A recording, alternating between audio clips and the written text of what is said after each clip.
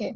Hi, I'm Devi Dang, and I'm a theatre student and also a volunteer at Thespo. And today I'm talking to the amazing theatre maker, Brook Gentry. So, hi, how are you doing? How's everything going? I'm doing well. A little stressed out for the show today. Got a lot to do later, but I'm really excited for these kids to get to showcase what they've been working on. Right. So, let's start off by you telling us about your theatre journey, how it all started, where are you now, everything. I guess my theater journey started when Peter Gould, the founder of the camp, came to my middle school back in 2014, and we did Hamlet with my middle school. And he said, "Hey, Brooke, you should come to camp." Came to camp that summer, and then I was a camper at Thee To The Funnery for 5 years. Wow. And then this is my third year on staff. And during high school, I was an active part of our advanced theater company. And when I got to college, I jumped right into being a stage manager for our productions at Northern Vermont University, Linden campus. And now I am working with Peter. I plan on getting involved in the NVU Johnson theater program. So I do a lot of this more stage manager techie roles now. That's amazing. I actually read your response that you had sent, and you talked a lot about the your site-specific work. So I just want to ask you that when we have a space like a proscenium, where the setting has is supposed to be sort of a suspension of disbelief. Let's say like a park. In a proscenium, it would be sort of a set, sort of an imagined thing. Whereas versus you actually like perform in a park. So how does that space being in the actual space versus being in a proscenium kind of a space, how does that differ in terms of audience and how it has an impact on the audience? It's definitely a unique experience. So for a lot of the audience members, they're at first just blown away by the beauty of where we generally perform. It's a formal garden in Craftsbury, Vermont. And it's from a director's standpoint, it can be kind of interesting because you have to focus a lot more on projection and articulation because there's nothing sound-wise to bounce off. So it adds an extra layer of distraction because you never know when a squirrel is going to jump into the middle of the action. But for the audience, it really is a really unique experience. We are in Vermont, so we're a very outdoorsy part of the world. So people really enjoy getting to sit back in lawn chairs and watch some wonderful theater. So it's a very relaxing. You're not like stuck in a tiny seat in a sweat hottie auditorium. You're relaxing with your family in a park, and it's very relaxing. It's very comforting. It's very familiar. And yeah, it really brings together a whole community of people because you're performing in a space that is very comfortable for everyone. Right. And that's really fun. So this is about how the space sort of affects the receiver's end, which is the audience. But how does the change of space sort of affect the actor and the performer who's actually involved in sort of the creation and the performance bit? Well, it's definitely interesting to be rehearsing in a space that isn't where you're going to be performing. So from a director's standpoint, as well as really focusing on projection and diction, you have to just kind of be like, all right, so when we get there, this is what's going to be there. You have to because the first time that the first year campers see the space is when they're performing. So it's definitely an added challenge on that end. But again, it's really nice. It's really nice to perform on grass because we perform barefoot. and just to feel the grass underneath you, and you can be a lot more physical because if you fall, it's not going to hurt nearly as much as it would on like, linoleum. And it's really fun because it makes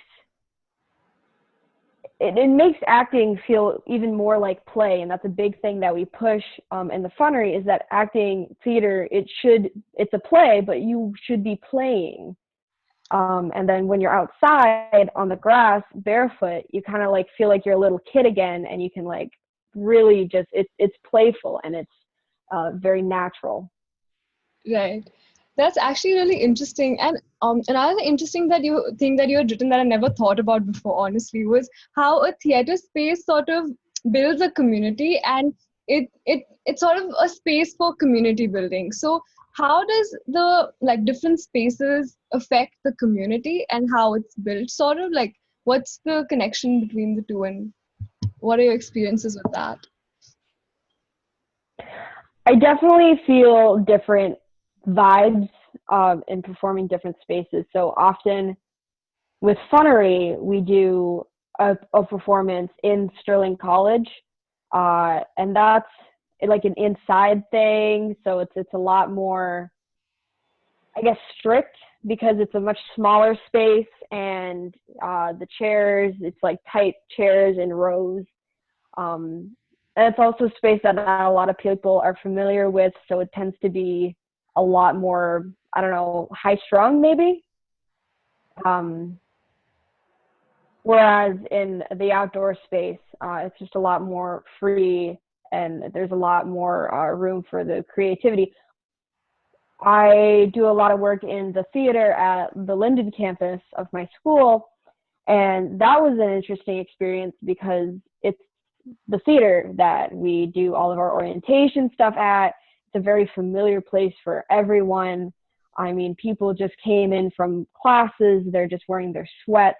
So it's a very casual environment, which was really kind of a fun experience to perform for your peers on that kind of level, because it was just very casual. And when you have a space that is very comfortable to the audience, there's a lot more like give and take, and the audience feels a lot more comfortable like clapping and laughing and booing and hissing, like in a good way. Like when there's an evil person on stage, like ooh, and that I find that if you perform in a comfortable space for everyone involved, it's just a lot more give and take, and it's so much more energetic, and it's just a better experience all around. Yeah, and like we're so used to this audience engagement sort of a setting because of the physical space. But now with the pandemic, when we're literally locked up in our homes, I feel like theater is starting to go digital. Like for example, this time the workshop that y'all did happen virtually, and the performance is happening virtually in about 2 hours. And Thespo is in fact also having India's first digital theater youth festival. So for that as well, and all of this, like the theater sort of going online, our space is moving from the physical that we're used to, which is sort of the basis of theater, to going to a virtual space. So what do you think about theater in the virtual space and how it's working, especially because you have had an experience doing theater virtually? So what is your like thoughts about that? It's I'm surprised by how we were able to create such a tight community within those 2 weeks, even with the being physically very far away from each other. It was definitely very weird the first week of camp. It was hard for everyone, but I think as we got more comfortable with Zoom and we set up a Discord and we have like a Snapchat group chat, it's really something that the young people of today are really good at adapting to. And I've been so impressed by the campers this year. And it's interesting, and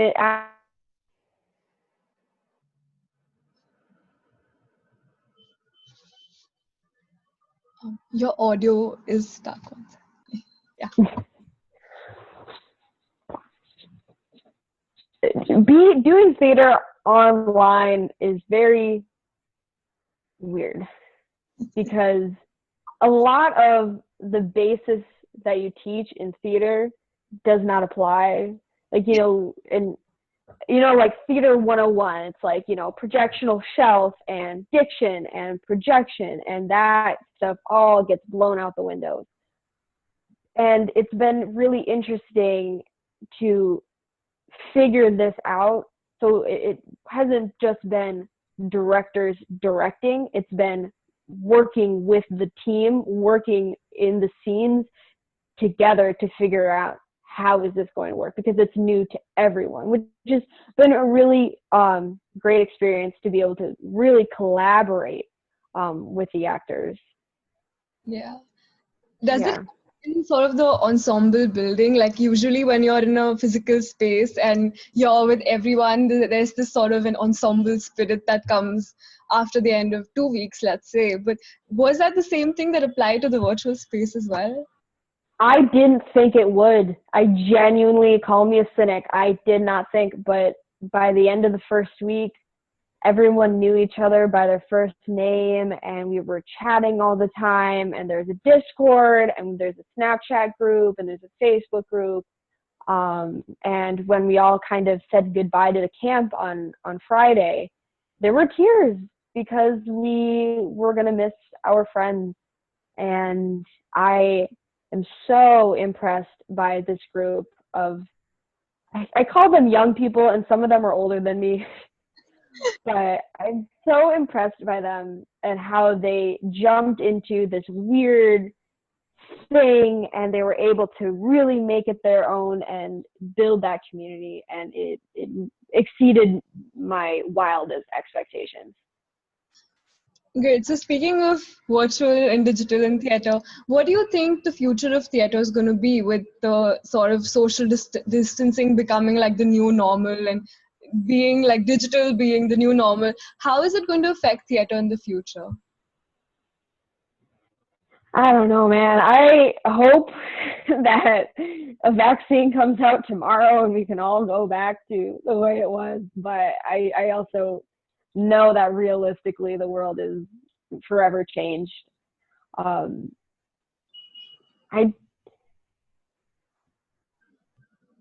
hope that it makes us be more appreciative for the time that we do get to spend together, and the time that we do, like our camp, every morning we hug. And in the theater department that I'm involved in, the Twilight Players at Linden, we're very huggy. We're always on top of each other. That's just a theater kid thing. And not having that is really hard, but I think we will appreciate it so much more when we actually get a chance to be together. And we'll really be grateful for what the kind of communities that we can build. Yeah, that's true.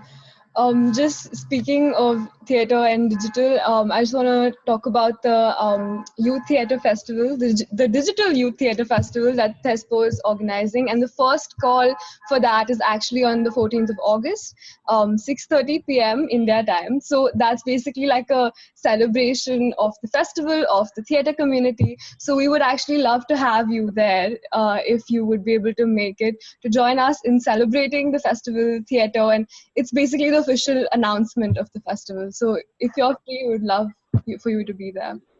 I will absolutely be there. I would love to be a part of that. Thank you so much.